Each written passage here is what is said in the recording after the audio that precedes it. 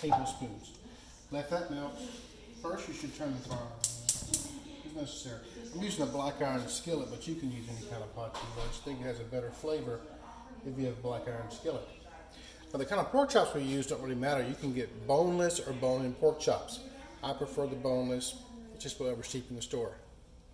All right, we have got coarse ground pepper, granulated garlic powder, and salt is all we're going to season these pork chops with. You can see they are real easy. Both sides. A little bit of garlic powder. And you can use anything you want, really, just whatever you like. These are things I like, and I find these things the most simple, and everything else is just to your own preference. I'm going to turn these things over and do the same thing on both sides. I may pat them down. You can dry them if you want to. I do not. All right, now we've got the pork chops seasoned. It calls for a shallot. You can use an onion if you want to, but I'm going to show you how to do the shallot real quick. It's not too hard. Cut the ends of it off and try to break it apart. What you want to do is take these outside stuff off. You don't want that. That's not too good. You don't want that in your food. Let's see. Don't take too much of it off, but take as much as you can off because it doesn't cook very well. Now with an onion, you do the onion the same way. You cut the ends of it off, cut the ends of the onion off, and then peel the outside off and chop that up. I've just started using these shallots. They taste a little bit different when you cook with them. It's a bit sweeter onion, not quite as strong when you cut it up. You can see that's how I push that off. You take this and just be careful, don't cut yourself. You can't have blood in your stuff. And I just chop that up. You don't have to be real fine.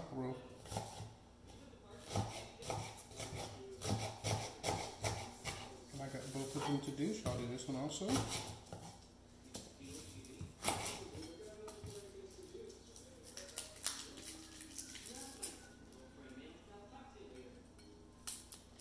Sometimes your eyes will burn a little bit with onions.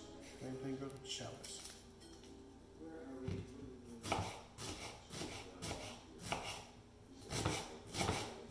Alright, and I got some green onions here, but I'll cut those up a little bit later on.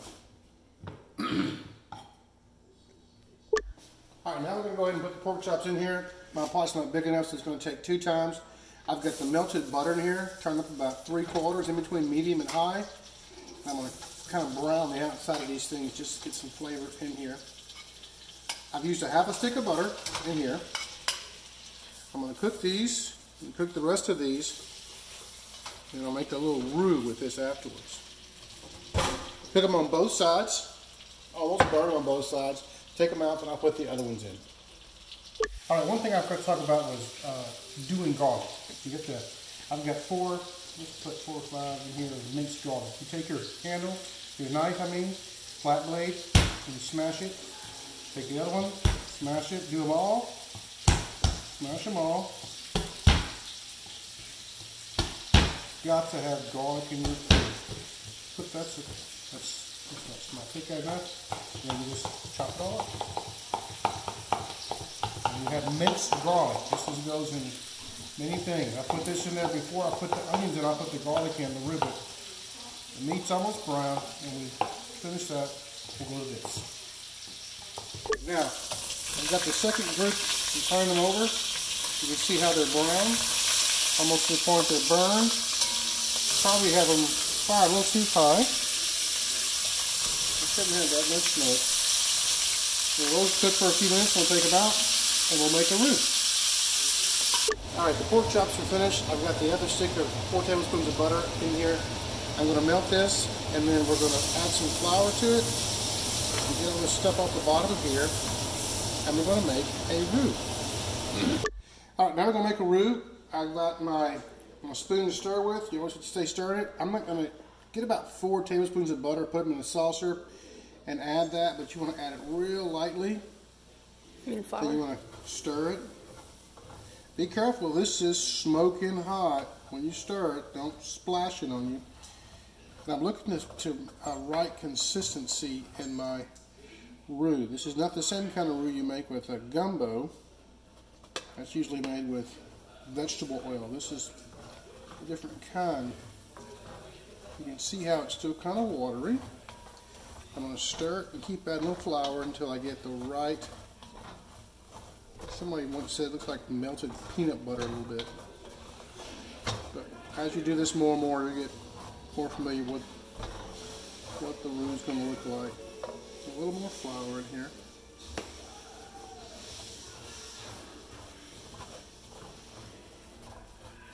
You can see the brown specks of the stuff coming off the bottom of the pot. That's just fine. Maybe a little bit burnt, but it'll be okay. You will taste good. That's enough flour.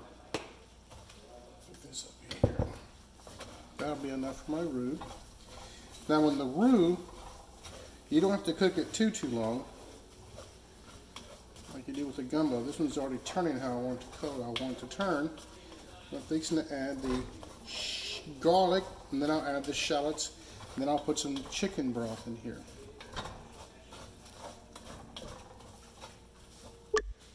All right, we're going to add the garlic first. I'm going to stir that in and let that cook. See, I walked away, and I shouldn't have. It starts to burn at the bottom.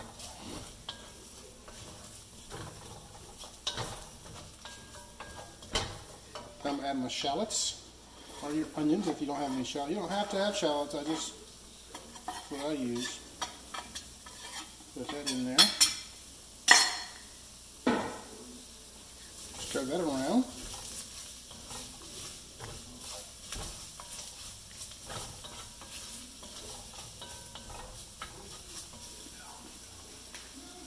Now I'm going to add some chicken broth. I would buy a low sodium chicken broth. Or you can use water if you don't have any chicken broth. You can use water. This is just going to cook for a second. Now, when you add this, you'll see, I'm sure the camera's close by, you'll see how it's going to steam a lot, but you'll see how it thickens up. That's what the roux, the whole purpose of the, this is a, oops, sorry, 1 quart thing of, keep telling me, the chicken, it's hot though. It's not going to hurt her. And I'm going to keep adding, if I run on chicken broth, I just get regular water. I want to get all this stuff up off the bottom of the pot.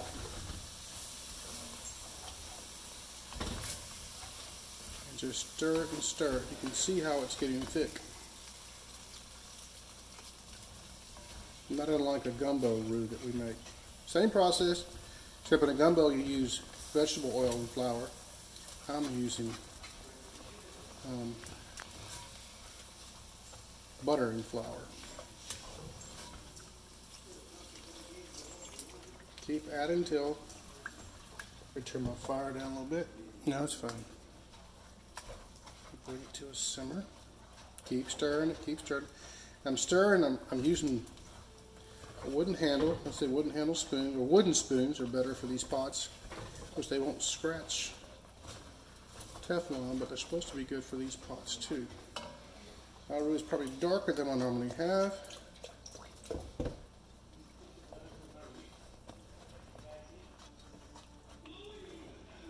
Just about there. Now, as far as adding salt and pepper, when you get to the end of this, after it's cooked for another 30 minutes or so, I'm going to check it and taste it and see if I need any salt and pepper or anything. If it's too salty, you just add some more water to it. This is too thick. And the pork chops will add some more moisture too when you cook them, but this is going to be good. I might have put too much flour in here.